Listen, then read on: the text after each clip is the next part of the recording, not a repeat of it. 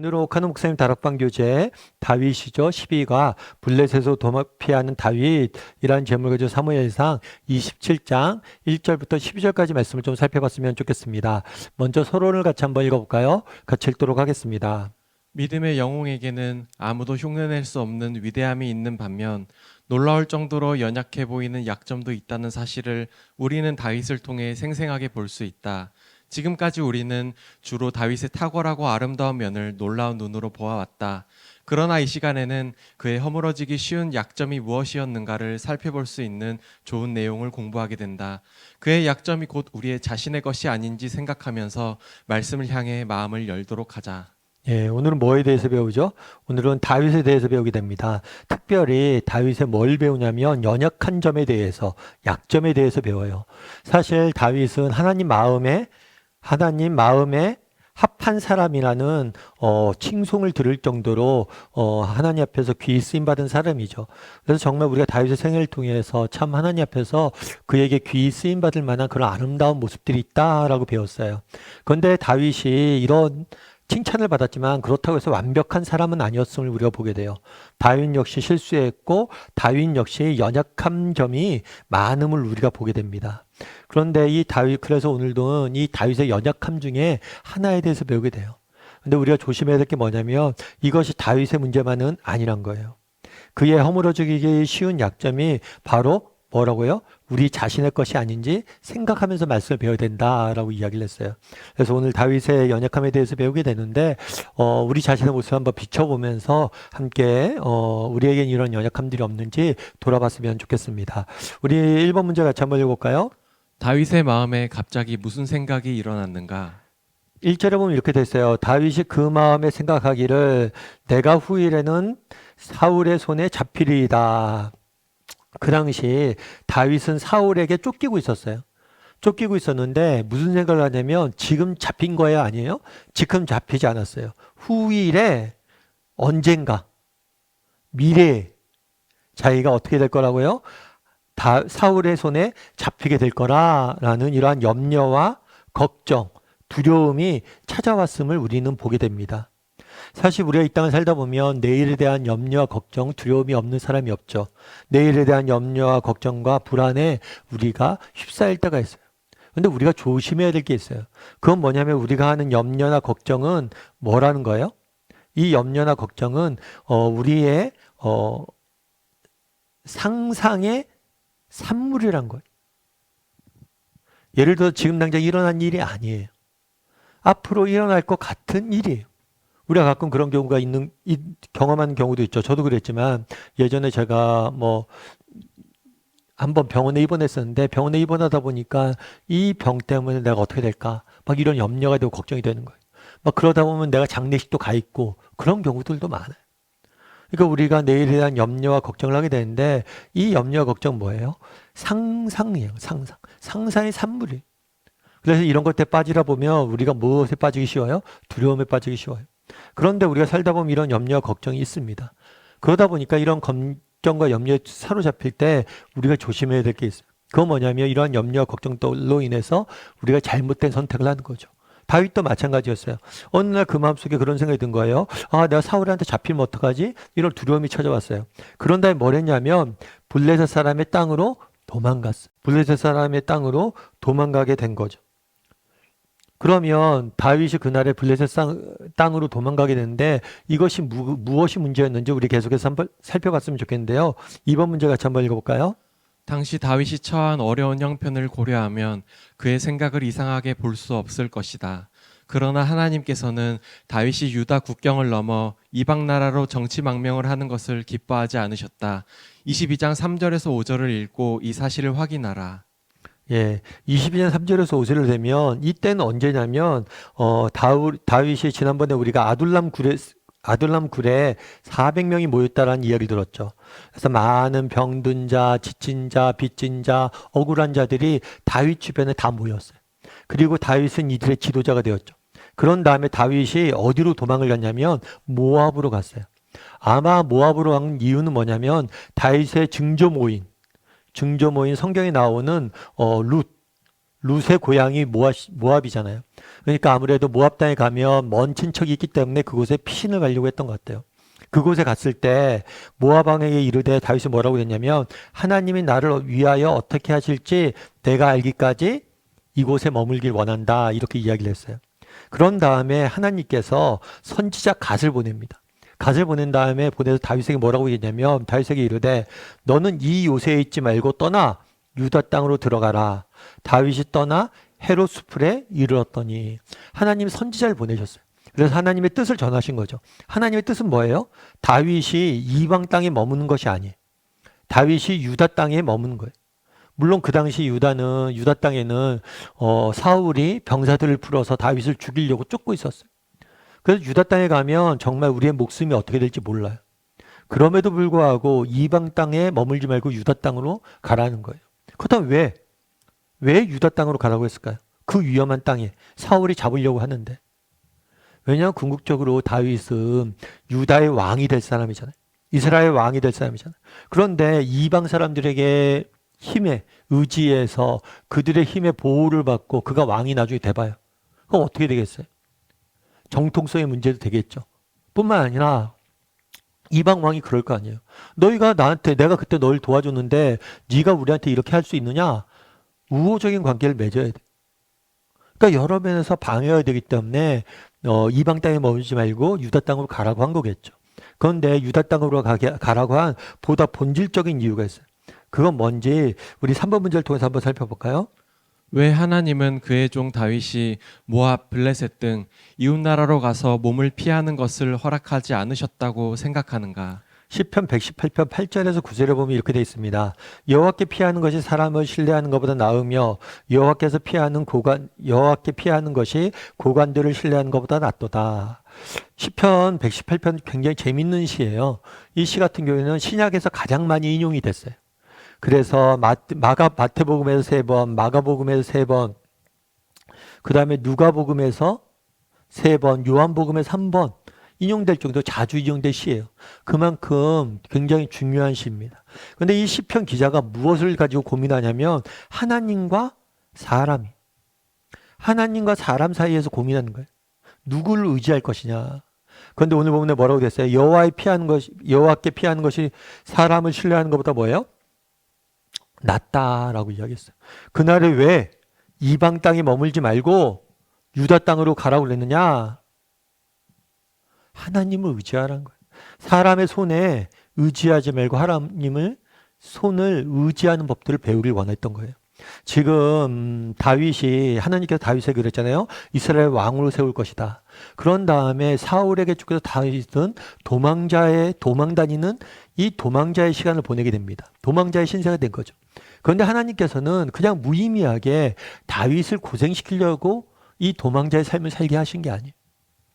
이런 역경과 어려움 가운데서 무엇을 할 수 있도록 하나님을 의지하는 법들을 배울 수 있도록 정말 사람이 아니라 하나님을 의지하는 법들을 배울 수 있도록 돕기 위해서 이것들을 가르치기 위해서 지금 다윗을 광야로 내모신 거거든요. 우리도 마찬가지란 거예요. 그날에 다윗은 늘 이제 선택권이 있는 거예요. 내가 정말 사람을 의지할 것이냐 아니면 하나님을 의지할 것이냐. 유다 땅을 떠나냐 안 떠나냐가 중요한 이유는 거기에 있어요. 유다 땅에 머무는 것은 뭐예요? 하나님만을 의지하겠다는 고백이에요. 그리고 블레셋이나 모압으로 가는 건 뭐예요? 하나님이 아니라 이방 왕을 의지하고 사람을 의지하겠다라는 그런 근본적인 차이가 있는 거예요. 그래서 우리도 늘 고민해 봐야 돼요. 내가 정말 하나님만 의지하는지 아니면 정말 사람들을 의지하는 사람은 아닌지. 다윗이 그날에 결국에 왜 블레셋에 갔습니까? 두려움에 빠진 거죠. 자신의 인생의 문제를 보고 두려움에 빠져서 결국에 무엇을 하게 된 거예요? 사람을 의지하게 된 거예요. 우리 4번 문제 한번 같이 읽어볼까요? 한때 부모의 신변 안전을 걱정하여 모압 왕에게 피신을 하자 그것을 하나님이 좋아하지 않는다는 것을 알고 있었음에도 불구하고 다윗은 다시금 마음이 불안해지자 이번에는 블레셋의 가드 왕에게 가서 몸을 의탁한다.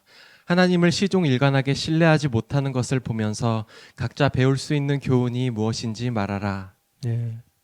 다윗의 오늘 본문을 보면서 다윗의 모습 속에서 우리가 배울 수 있는 점 무엇인지 한번 여러분 각자 이야기를 좀 나눠봤으면 좋겠어요. 다윗의 모습 속에서. 근데 우리가 한 가지 조심할 게 있죠. 이것은 다윗의 문제가 아니라 무슨 문제예요? 우리의 문제일 수 있다는 거예요. 우리도 다윗이 범한 이런 실수를 동일하게 범할 수 있다는 것을 알아야 되죠. 그렇다면 왜 다윗은 이렇게 빠지게 됐을까요? 왜 다윗은 이렇게 블레셋에서 도망가게 됐을까요? 앞서 처음에 1절에서 뭐라고 시작해요? 다윗의 마음에 뭐가 들었어요? 생각이 들었어요. 어떤 생각이 들었어요? 두려움과 염려가 든 거죠. 그리고 이 두려움과 염려에 사로잡히다 보니까 뭐가 된 거예요? 잘못된 선택을 하게 된 거예요. 우리도 마찬가지예요. 제가 늘 말씀드리지만 루터가 종교개혁자 루터 그런 얘기를 해죠. 새가 우리의 머리에 앉는 것은 어쩔 수 없다. 그런데 새가 그것을 둥지에 틀게 해서는 안 된다. 다르게 말하면 뭐냐면 우리 마음속에 염려와 걱정이 들 수 있어요. 내일 생각이나 내일이나 뭐 미래에 대한 장래에 대한 그런 염려나 걱정이 들 수도 있어요. 자녀 문제에 대한 염려나 걱정이 들 수도 있어요. 직장 문제에 대한 걱정과 염려가 들 수도 있어요. 먹고 사는 문제에 대한 걱정과 염려가 들 수도 있어요. 그런데 그 염려 걱정이 들 수도 있는데 그것을 너무 뭐 하면 안 돼요? 묵상하면 안 돼요. 너무 그것을 묵상해서 그것에 사로잡히면 안 되는 거예요. 다윗도 마찬가지예요. 그날에 이 염려와 걱정이 들었어요. 그런데 그것에 사로잡히다 보니까 그것을 묵상하다 보니까 뭐 하게 되는 거예요? 이런 잘못된 선택을 하게 되는 거예요. 우리도 가끔 인생의 문제를 만날 때가 있습니다. 그런데 이 문제를 만났을 때 이 문제 자체에 너무 집중하면 안 돼. 문제에 너무 묵상하면 안 돼. 이 문제에서 시선을 떼는 작업들을 많이 해야 돼. 그 문제로부터 어떻게 시선을 뗄 수 있느냐? 어떻게 뗄 수 있어요? 정말 기도해야죠. 인생에 문제가 있었을 때 문제만 묵상하지 말고 문제가 들고 고민이 들고 염려 들면 그 염려의 시간에 기도하세요. 뿐만 아니라 정말 인생에 제가 이제 시작할 때 그런 기도 드렸잖아요. 우리가 세상에 여러 가지 염려거리를 세상 속에 살다가 여기 왔는데 이 순간만큼은 그것들 다 내려놓고 하나님께 집중하게 해달라고. 여러분 정말 우리 인생의 문제를 대해서 어느 순간은 내려놔야 돼. 그걸 다 내려놓고 하나님에게 집중하고 하나님을 묵상할 수 있어요. 그랬을 때 우리가 뭘 하는 거예요? 그런 것들로부터 자유로워질 수 있는 거예요. 최근에 우리 감사의 20일을 일이 있었잖아요. 그래서 우리가 21일 동안 감사하자 이렇게 했는데 그 감사에 대해서 이렇게 소감을 쭉 적어 오셨어요. 그런데 그 소감 중에 하나 제가 재밌는 게 있어서 갖고 왔습니다. 어떤 거냐면 이렇게 소감문을 보내오셨더라고요. 감사의 일기를 쓰는 동안 직장에서 새로운 업무와 보직을 맡아야 되는 상황이 왔을 때 무조건 노하기보다는 잠잠히 기다리며 하나님의 뜻을 받아들일 수 있는 감사의 이유들을 주셨다. 정 같았으면 불안해하고 초조하며 상황을 받아들이기 어려웠을 것이다. 똑같은 나의 일상의 삶을 살았는데도 감사의 일기를 쓰며 나의 삶의 모습들을 보다 깊이 들여다볼 수 있었고 하나님의 시선으로 바라보면서 원망과 불평이 아닌 이해와 감사의 삶을 살 수 있었음을 고백하게 된다. 22일을 살면서 그런 고백을 하는 거죠. 뭐라고 얘기해? 전 같았으면, 이전 같았으면 불안과 초조와 정말 상황을 받아들이기 어려웠을 것 같은데 뭐예요? 내가 그렇게 받아들이기 어려운 상황들도 정말 감사의 일기를 쓰다 보니까 하나님의 시선으로 바라보게 되고 원망과 불평이 아닌 이해와 감사의 삶을 살 수 있었음을 고백하게 된다. 이렇게 이야기하죠. 여러분 우리가 정말 인생의 문제를 만났습니다. 다윗이 어디서부터 시작했는지 오늘 1절이 그렇게 시작해요. 마음속에 생각하며. 우리의 마음을 지켜야 돼 무엇보다. 그 마음속에 우리가 불안과 염려가 찾아올 때가 있어요. 그런데 그것들이 우리 안에서 또아리 틀게 하면 안 돼. 그것들 너무 많이 묵상하면 안 돼. 오히려 정말 우리가 하나님 앞에 감사할 것도 찾고 또 하나님의 시선으로 바라보려고 했을 때 오늘 이 집사님 간증도 그렇잖아요. 하나님의 시선으로 바라보면서 불평과 원망이 아닌 이해와 감사의 삶을 살 수 있었다는 거. 똑같은 상황인데 불안하거나 초조해하지 않고 정말 매일 감사일기 쓰면서 하나님의 마음과 하나님 내게 허락하신 것들을 끊임없이 기억하다 보니까 이런 변화가 일어난 거죠. 그래서 여러분, 우리도 한번 생각해 보세요. 다윗에게서 우리가 배울 수 있는 교훈은 뭔지. 제가 한 가지 이제 나눴는데요. 그것 외에도 여러분들이 다윗의 모습 속에서 여러분들이 발견할 수 있었던 교훈이 있다면 같이 좀 나눠보면 좋을 것 같아요. 우리 5번 문제 같이 한번 읽어볼까요? 당신은 비슷한 시험에 빠진 일이 없는가? 주님을 믿는 사람으로서 이래는 안 되는데 라는 가책을 받으면서 인간을 의지하거나 재물에 마음을 기대는 일이 없었는가?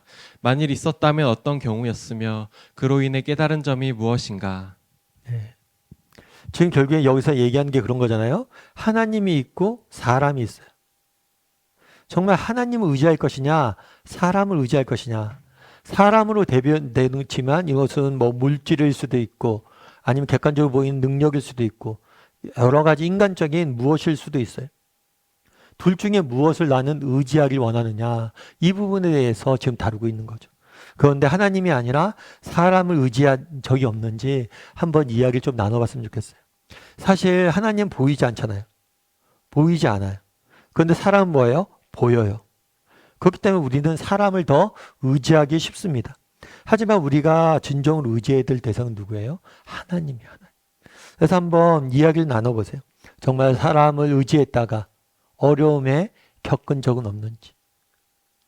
한번 이런 이야기를 좀 나눠보면 좀 도움이 될 것 같아요. 그리고 이런 것들을 통해서 깨닫는 점이 있는지 한번 이야기를 좀 나눠보면 좋을 것 같아요. 저도 마찬가지예요. 저도 목회자지만 가끔은 사람이 먼저 보이고 사람을 의지하는 경우들이 있어요. 그럴 때마다 내가 이러면 안 되지 이런 생각이 들죠.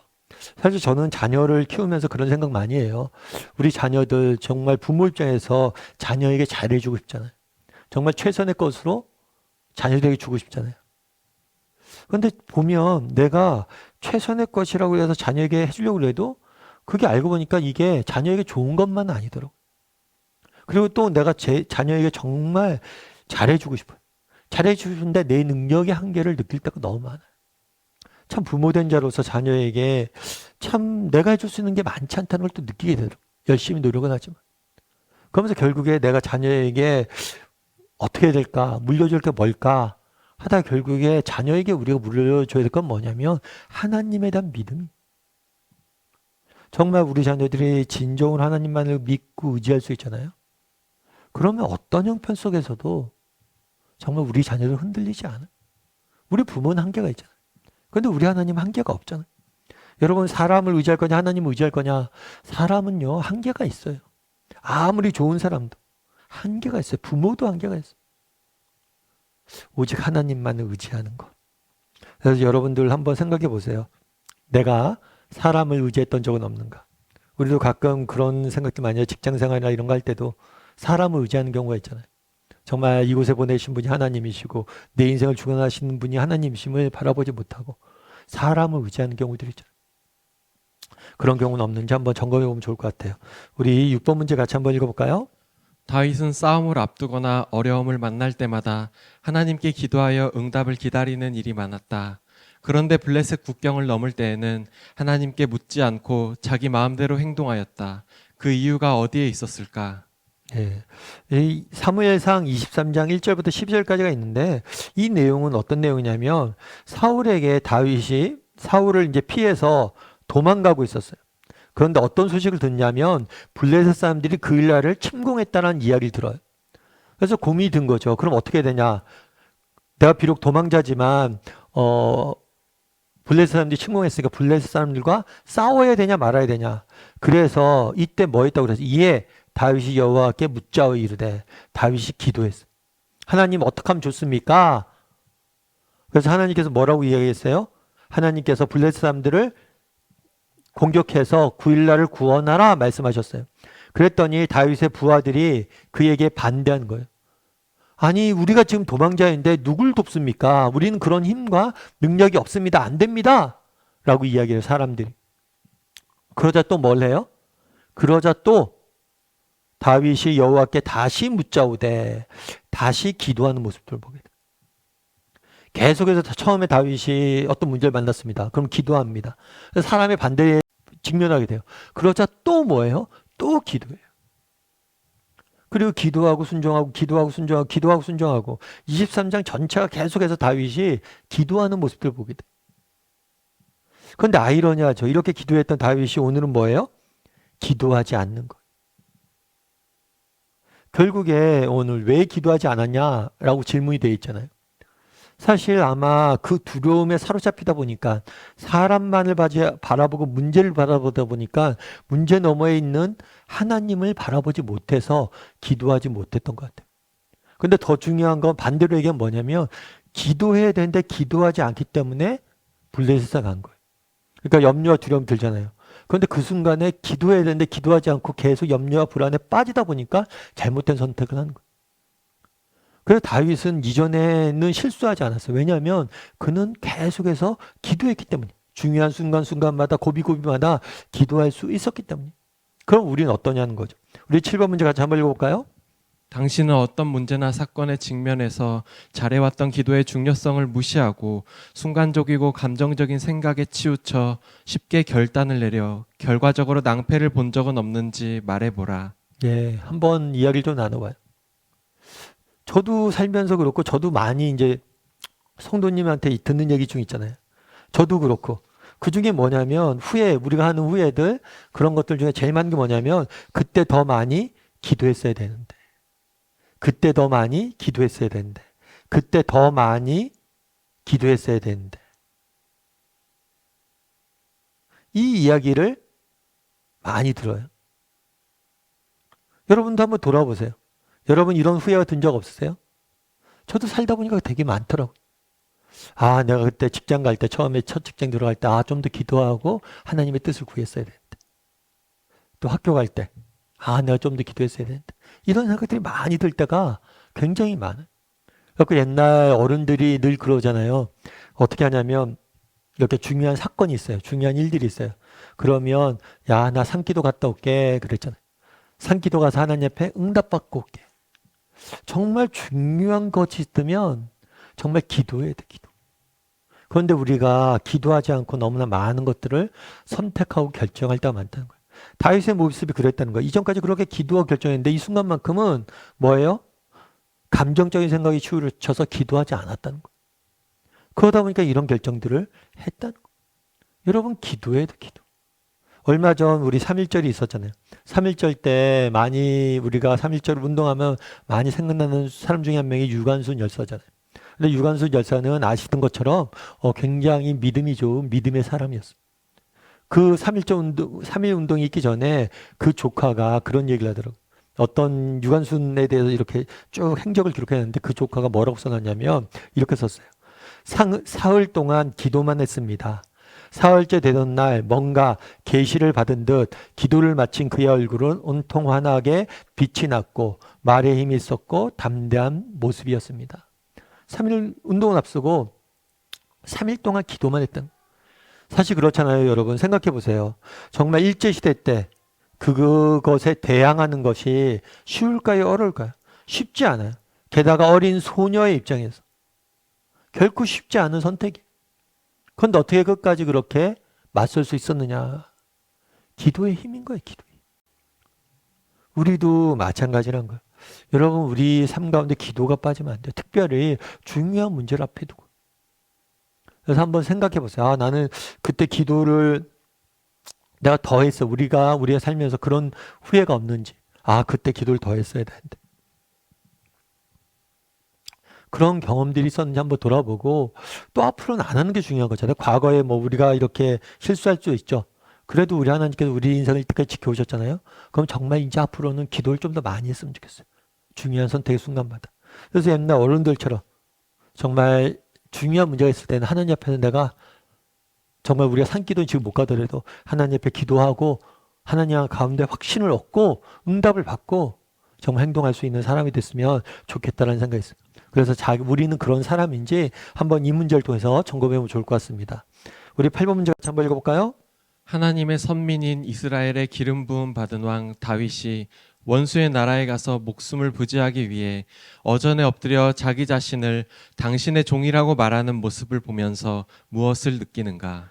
다윗이 아기스에게 이르되, 이게 블레셋 왕이잖아요. 내가 당신께 은혜를 입었다면 지방 성읍 가운데 한 곳을 내게 주어 내가 살게 하소서. 당신의 종이라고 표현했어요. 당신의 종. 그러니까 참 이게 어려운 일이죠. 결국에 이런 거예요. 어떤 문제를 만났어요. 두려움에 빠졌어요. 그래서 블레셋 사람을 의지하고 사람에게 피해요. 뭐 이게 나쁘냐? 뭐 우리가 살면서 하나님만 바라볼 수도 없냐? 바라볼 수밖에 없냐? 사람도 의지하고 때론 인간적 힘도 의지하고 인간적 지혜도 방법도 쓰고 그래야지. 그런데 그 끝이 뭐냐는 거예요. 사람을 의지하니까 결국 어떻게 해요? 세상을 주인으로 섬기는 이방 왕과 그가 섬기는 신을 주인으로 섬기는 그런 자리까지 나가게 되는 거죠. 결국에 우리가 생각했을 때 아주 미세한 차이예요. 어떤 문제를 만납니다. 두려움에 빠집니다. 그리고 사람을 의지하려고 선택을 해요. 그런데 그 결과 계속 가다 보면 뭐가 되는 거예요? 세상을 정말 왕으로 섬기는 거죠. 그런 자리까지 나갈 수 있는 위험이 있다는 걸 알아야 돼요. 우리 9번 문제 같이 한번 읽어볼까요? 두려움과 의심에 젖어 있을 때는 행동을 하지 말아야 한다. 두려운 감정이 격해서 가만히 있을 수 없다고 느낄 때일수록 행동을 자제해야 한다. 잘못하면 다윗처럼 수치스러운 자리로 멀어질 수 있기 때문이다. 이럴 때는 시편 40편 1절에서 2절을 가지고 그 이유를 찾으라. 9번 문제 이렇게 됐잖아요. 두려움과 의심에 젖었을 때 행동을 하지 말아야 된다라고 이야기를 해요. 사실 우리가 두려움과 의심뿐만 아니라 적으로 굉장히 여러 가지 복잡해졌을 때, 감정적으로 많이 흔들렸을 때는 중요한 의사선택을 하면 안 돼요. 중요한 결정을 하면 안 돼요. 왜 하면 안 되냐? 이렇게 결정하면 대부분은 뭐예요? 좋지 않은 결과가 나온다는 거예요. 그날의 다윗도 마찬가지예요. 두려움에 빠지니까 그것에 사로잡히니까 뭘 한 거예요? 이런 결정을 하게 되는 거예요. 그래서 우리가 집안에서도 그렇고 우리 집안에서도 그렇고 우리가 살다 보면 감정이 늘 좋을 수가 없잖아요. 화도 날 때도 있고 답답할 때도 있고 여러 가지가 있는데 그럴 때 우리가 어떤 이렇게 대화를 하거나 어떤 중요한 결정을 하거나 그래서는 결국에 그 결과가 좋지 않은 것들을 우리가 많이 본다는 거죠. 그래서 시편에서 뭐라고 됐냐면 40편에 이렇게 됐어요. 내가 여호와를 기다리고 기다리더니 귀를 기울이사. 참 되게 멋진 표현이지 않으세요? 기다리고 기다렸더니 정말 우리가 하나님의 때를 기다리고 기다릴 수 있어요. 그리고 절대 감정이 많이 내가 어떤 감정이든지 좋은 감정이 나쁜 감정인지 감정이 올라왔을 때는 중요한 의사선택을 하면 안 돼요. 그래서 욱해서 뭔가 선택하면 안 돼요. 늘 그리고 신앙인으로서 우리가 뭘 배워야 돼요? 기다리고 기다리는 삶의 태도를 배워야 돼요. 내가 여호와께 기다리고 기다리더니 귀를 기울이사 나의 부르짖음을 들으셨도다. 나를 기가 막힌 웅덩이와 수렁에서 끌어올리시고 내 발을 반석 위에 두사 내 걸음을 견고하게 하셨다. 기가 막힐 웅덩이와 수렁에서 건져냈다. 그 당시 상황이 그랬다는 거예요. 너무 기가 막히고 굉장히 큰 어려움과 고난이 있었어요. 그럼에도 불구하고 뭐예요? 여호와를 기다리고 기다렸다. 그래서 여러분 우리가 어떤 이 여백을 주는 것, 우리 인생에 공간을 주는 것, 이것이 굉장히 중요한 것 같아요. 그래서 그날에 다윗이 어떻게 된 거예요? 두려움에 의심에 젖어서 선택을 했잖아요. 그러지 말고 두렵고 의심이 들 때마다 뭐라고 했어요? 아까 기도해야 돼요. 그리고 또 한 가지 해야 될 거예요. 기도하면서 기다려야 돼요. 하나님 우리에게 확신을 주실 때까지 기다려야 돼요. 10번 문제 같이 한번 읽어볼까요? 다윗은 생활이 궁핍해지면 부하들을 이끌고 근방에 있는 소수 부족을 약탈하였다. 그 중에는 그술, 기르스, 아말렉 등이 끼어 있었다.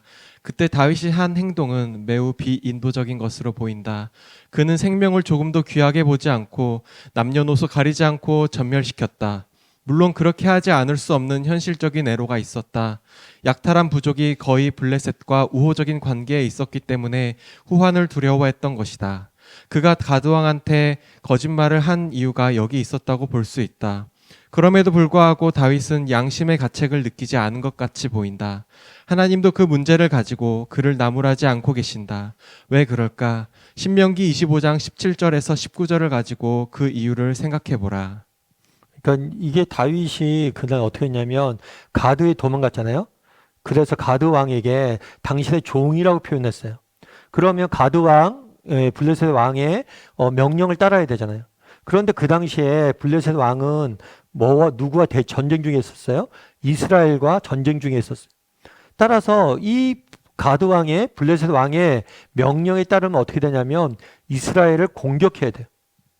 그런데 이 명령에는 따를 수가 없는 거예요. 왜요? 그래도 자기가 유다 사람이잖아요. 그래서 뭘 했냐면 이스라엘이 아니라 다른 소수 민족을 공격하게 된 거예요. 물론 이 사람들은 블레셋과 우호 관계에 있죠. 대신에 따라서 이스라엘과 적대 관계에 있는 거예요. 그래서 이스라엘과 적대 관계에 있는 소수 민족들을 침략을 했어요. 그런데 뿐만 아니라 침략을 했는데 이 소식이 뭐예요? 블레셋에게 전해지면 안 되잖아요. 그래서 소수 민족을 침공했을 뿐만 아니라 완전히 진멸하게 돼, 진멸. 그래서 참 이게 아이러니한 거죠. 그래서 이 행동에 대해서 우리가 어떻게 봐야 될 것이냐 이런 부분들을 이야기하고 있는 거예요. 그런데 이 소수민족 중에는 어떤 사람도 있었어요? 아말렉 사람도 있었죠. 아말렉은 어떤 사람이에요? 이스라엘 백성들이 출애굽을 할 때 이스라엘 민족을 막아섰던 사람들이. 그래서 하나님께서 아말렉에 대해서는 진멸하라고, 대대로 아말렉을 진멸하라고 명령을 내리시죠. 그래서 아말렉의 진멸, 아말렉을 이렇게 침공한 것들에 대해서 특별히 성경은 책망하지 않다, 이렇게 문제에서는 보고 있는 것 같아요. 근데 아무튼 이 모든 게 다 어떻게 된 거예요? 이 모든 게 꼬인 이유가, 이렇게 어려움에 당하게 된 이유가 뭐예요? 결국에 최초의 선택의 문제가 있었던 거예요. 그래서 이 부분에 대해서 우리가 곰곰이 한번 생각해 볼 필요가 있는 거예요. 그래서 다윗이 처음에 두려움에 빠져서 잘못된 선택을 하고 그 결과 정말 이 선택만 하면 그냥 목숨만 지금 구하면 되겠지. 하지만 그 이후에 계속해서 블레셋 사람을 왕으로 모셔야 되고, 왕으로 모셔야 되니까 그의 명령에 순종하다니 이스라엘과 전쟁해야 되고, 이스라엘과 전쟁하지 않자니 딴 부족을 침공해야 되고, 딴 부족을 침공하니까 그 사람들을 완전히 진멸해야 되고, 여러 가지 복잡한 문제 계속해서 꼬여가는 거예요. 그 모든 문제의 시작이 어디예요? 하나님을 의지하지 않고 사람을 의지한 것부터 시작된 거죠. 우리 11문제 같이 한번 읽어볼까요?